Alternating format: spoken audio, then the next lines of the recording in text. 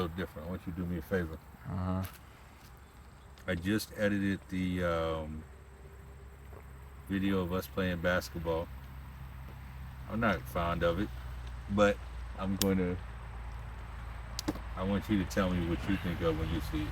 We're watching it together. Here at Kellum 1, here at Kellum 2. Man, I look old. So, got to do some basketball.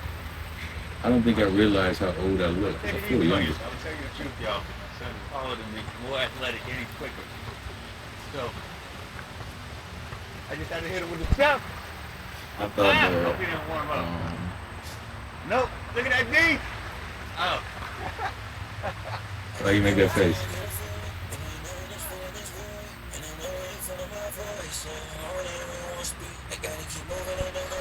Somebody said, nice video, but your son whooped you.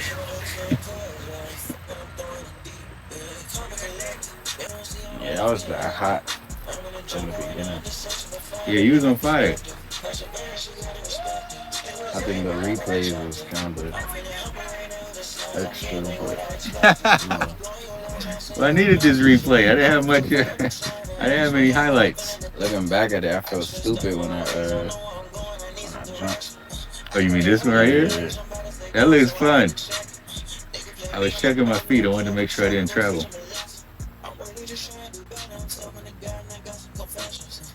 That was a nice take, though. So, I had two main takeaways from this. I don't know what your takeaways, like your reaction when you saw it, but I had two main takeaways. What's your response when you saw it? If anything. If nothing, it's cool. You don't have to. It's just a calm video, chill, one-on-one. Some of this stuff I felt stupid for like that dumb pump fake. Like, I shouldn't have felt for that. You know, it's funny. People, it's our human nature to look at what's wrong as opposed to what's right. But I do that all the time. So that's probably one of my takeaways. I didn't realize how old I look. In my body, I feel young. I have a very passionate soul. But man, I looked old. It was depressing. Like trying to cover you. I already knew like you were quicker, but it exaggerates it. Y'all never told me how whack my shot was. What do you mean, how whack? It's an ugly shot. Oh, the form? Oh my God. We did tell you that. We used to zone on you because you shot like, what? Yeah, I guess it's just unorthodox. I've never seen it on video. I'm ashamed. I never saw how I shot on video, actually. Yeah, but your shot looked great. Yeah, it looks smooth though. I ain't mad at it. And then I just realized, I mean, I knew this all along because you do it all the time. Oh, excuse me. I knew it all along because you do it all the time. But you said calm, chill. You going at a cruise control pace, like to play down with your dad, which is really depressing because I didn't take the layup until, what you say? You said something like, go inside, Eric, or all right, it's time to start driving. And I was like, you know what? I was like, let me just, because we was trying to speed the game up. I was like, let me just go take a layup. So we had this thing when we were kids and the roles were reversed. And I played at a calm pace because he was young.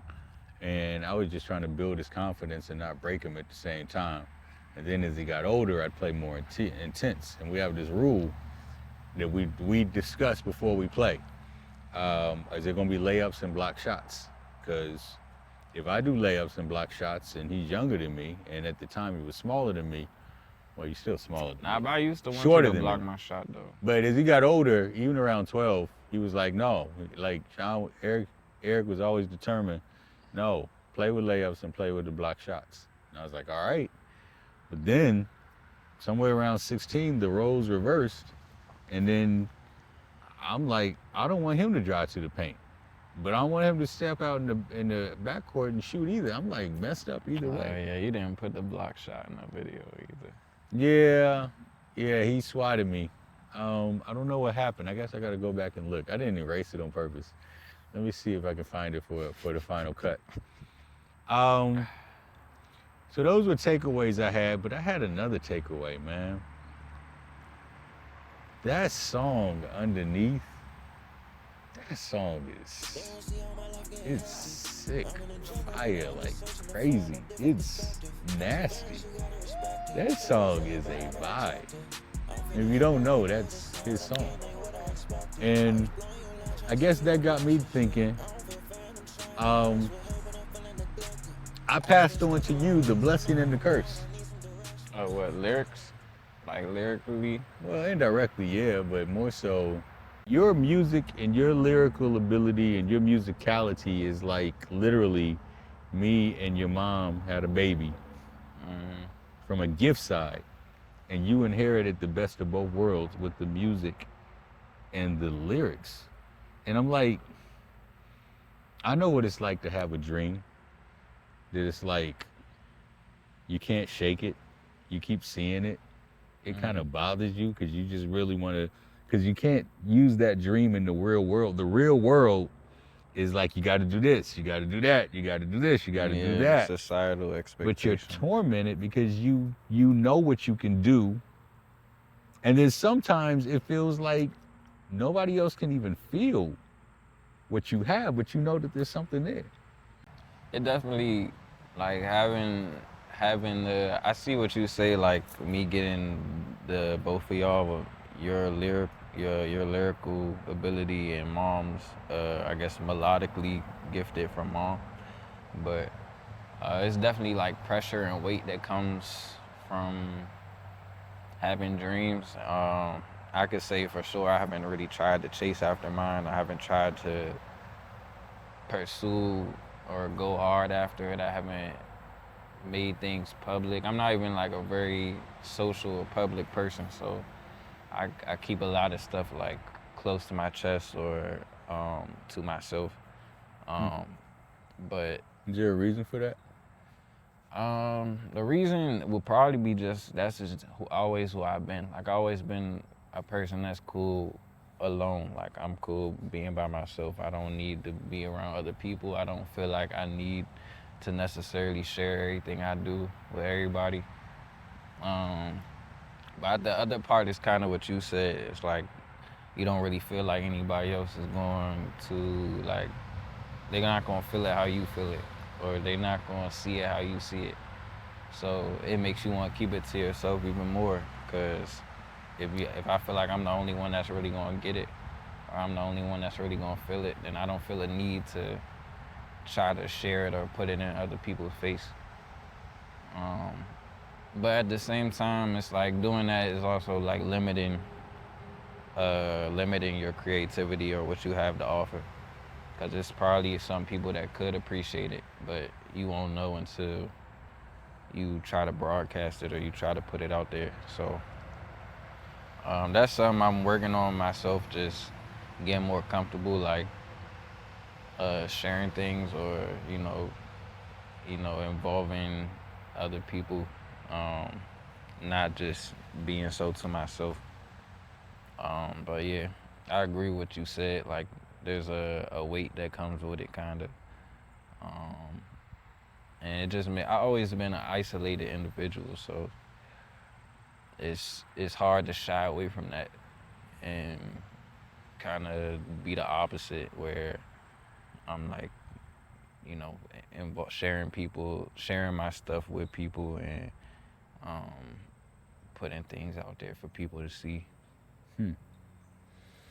You know, it's interesting when you say that because I'm at a point right now. Maybe a part of me is just borderline insanity. Maybe part of me is just I got mental illnesses because I feel like what I have to offer, the world needs, even though they don't know it yet.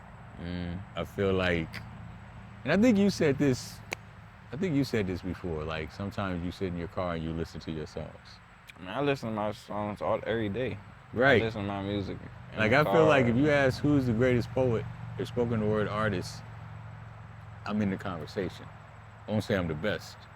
And Mm. I don't go to the places where all the spoken word folks are, but I know I make an impact. If you ask, like, if I'm jogging today or I'm walking back doing exercise, and I'm listening to my recent project, and I'm just like, I'm like feeling it. You know what I'm saying? Yeah, Like, what's everybody else's problem because they can't feel it yet? You know what I'm saying? yeah. And I don't know if that's insanity. Maybe just a higher sense of confidence, or maybe it's just you gotta love your stuff.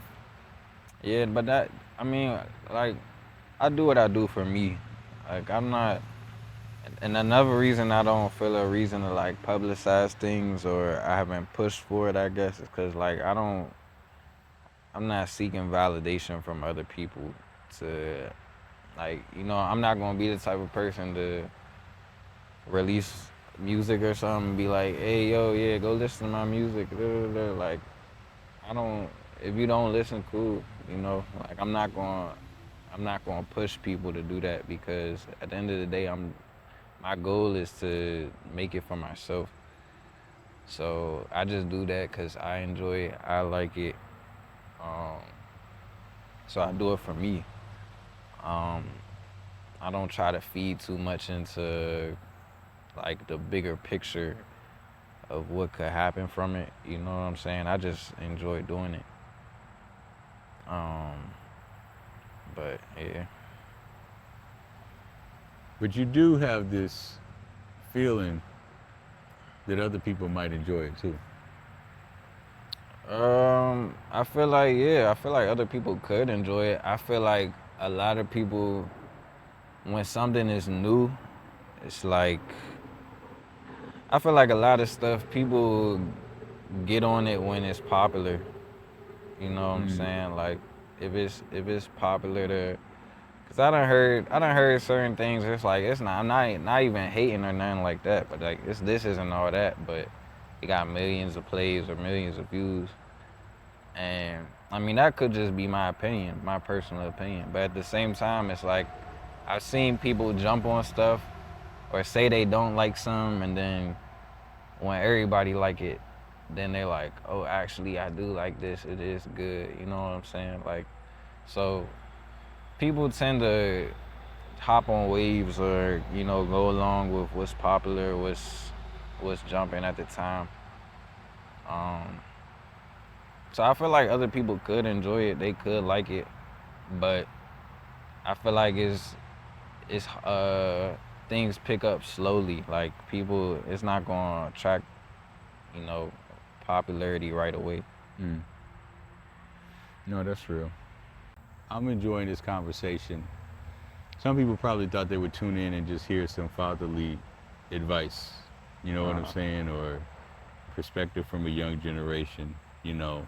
And I think as we continue to evolve, as we're creating this, that's definitely going to happen.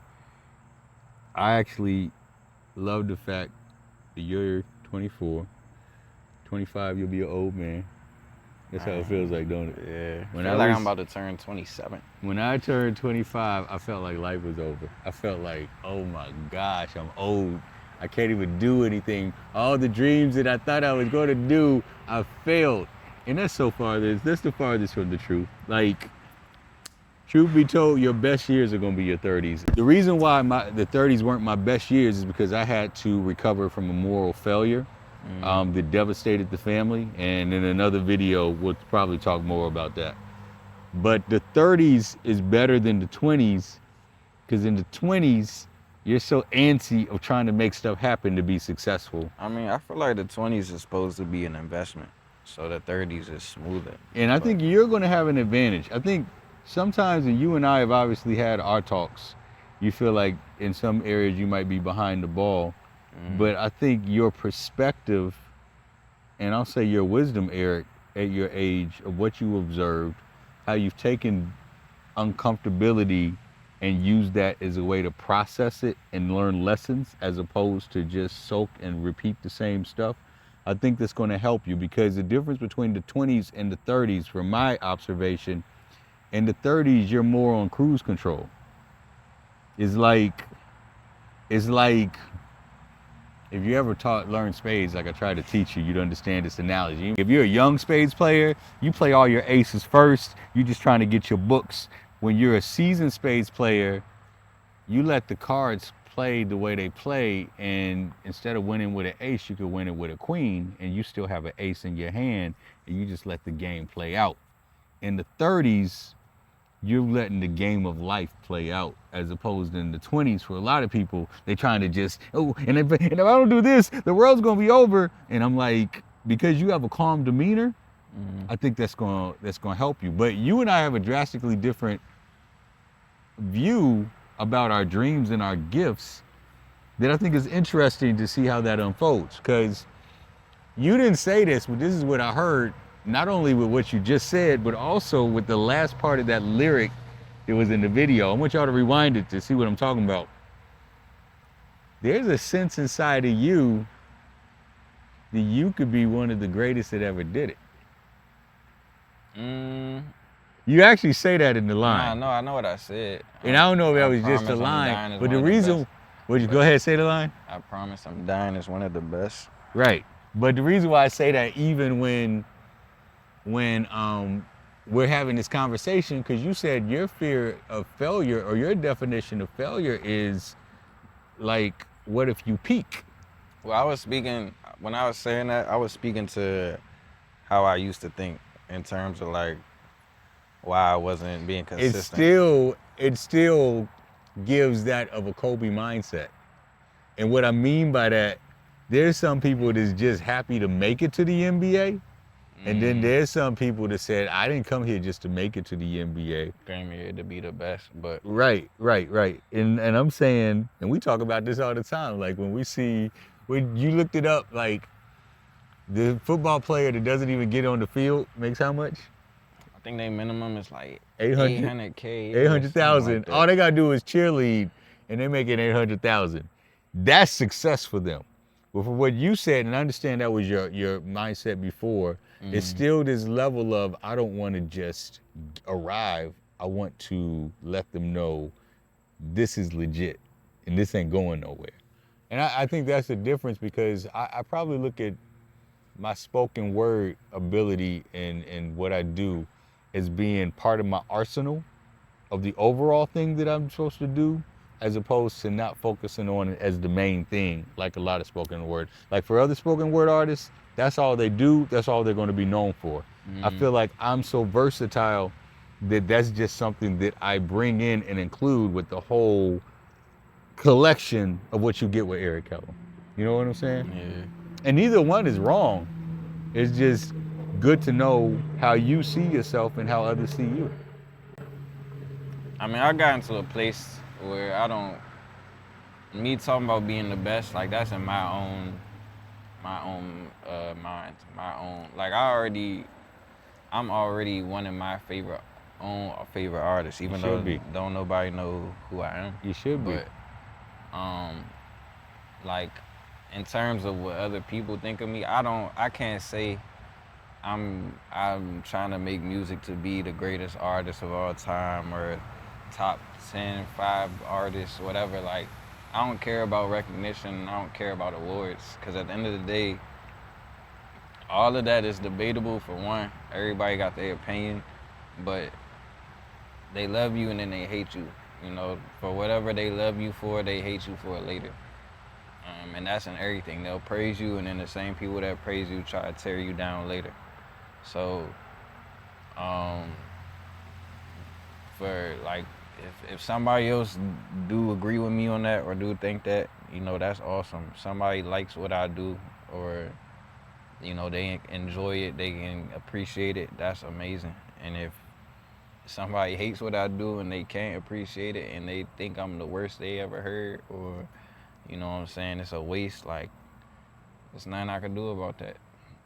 And I want to be clear, I want to think about, because my hope, my aspiration with this podcast we do with the girls, even the podcast me and your mom are about to do, I want to show certain conversations that we'll have in public. Obviously, we have even more in private, but conversations that a father and a son have in public, because hopefully there's a father and a son that's watching, right?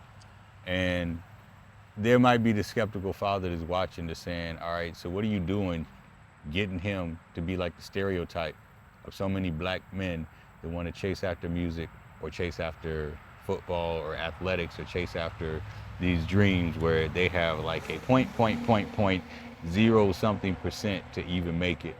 Mm. And I want to just make it clear, just so that you know, Eric is in school, Eric is employed, Eric, I can say this without any reservation. I'm proud of the track that you're on and how you're navigating your life. I know sometimes you're dealing with the frustrations or the disappointments or the bumps in the road, but your response and your desire to do the right thing and make all the right moves, I see it. I'm very proud of you. And I honestly feel like you're in no different of a position that I was in. As I told you, when I was about to turn 25, it was almost like a level of depression because I felt like I wasn't living up to what I had inspired to be. But God's timing and God's journey is very important. And before I knew it, as I stopped like looking at what was wrong, like when I look at the grand scheme of things over the years, God always put me in positions where I was getting promotions and raises and promotions and raises. I launched out to try an entrepreneurial feat and like failed. But even in the midst of that, um, like God always provided a job, an opportunity. I blossomed in a career.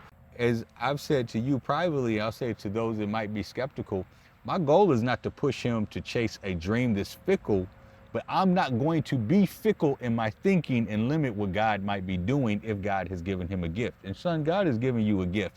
Furthermore, I also tell my son, in this life, each one of us has to figure out our mission and our assignment. Like when I'm out there and I'm doing my spoken word pieces, I'm not doing that to blow up. Each one of my pieces has an assignment. They're supposed to speak to the heart or the core of something I see in society or the heart or the core of the soul of some individual. And it's my responsibility to make sure that somebody gets that assignment. And so there's a lot of grown men my age that never chased the mission or the assignment that God had for them. And they ended up like, you know, doing all this other stuff, but they feel empty inside because they were wired or created to do something, but they're not living out what they were wired and created to do. And that's a weird, awkward feeling. It's an empty feeling. Yeah, unfulfilled. Yeah. I appreciate like how you said, like the the being different from like majority of parents, like actually encouraging, you know, your kids to dream or to pursue dreams. Encouraging your kids to chase after their dreams or to dream in general. Like majority of parents that I know, like they gonna tell their kids be realistic, or you know, take the safe route, you know, stuff like that. And y'all are not like that at all. Y'all tell us to do well in school, but y'all also encourage us to take the unorthodox route or to do what our heart says, or you know, encourage the talents that we have and sharpen those. Um, so I think that's important. I think it's for a reason. I think the dreams that people have, everybody's dreams something at some point, but I feel like everybody's dreams are for a reason. Everybody gets the dreams that they do have for a reason. So you know, it's easy to get caught up in what's realistic and what's not, and what's tangible and what's not, what's attainable, what's not. But either way you look at it, somebody has done it. Like whatever you're dreaming of, somebody has gone out and did it. You know what I'm saying? So it's like, if you have similar attributes or similar talents to what they've done, it's like, why can't you? You know what I'm saying? What's stopping you for, if it's meant for you and you put something into it, you know what I'm saying? It could happen. But it's easy to get blinded by what society say and you know, what's realistic and what's not. We live in a society now where for years and years and years, institutions have been training people to be like human assembly lines. Like, I'm putting you through elementary, all through middle school, all through high school, and then to college for you to go work for somebody. Mm. as opposed to giving you the training to show you that you can be your own business. Like you can be, like you just said, somebody else successful is doing it. What's the difference? Why can't I be the person that's not just the artist, but I am the recording label? You know what I'm saying? I Mm. am the producer. I write it.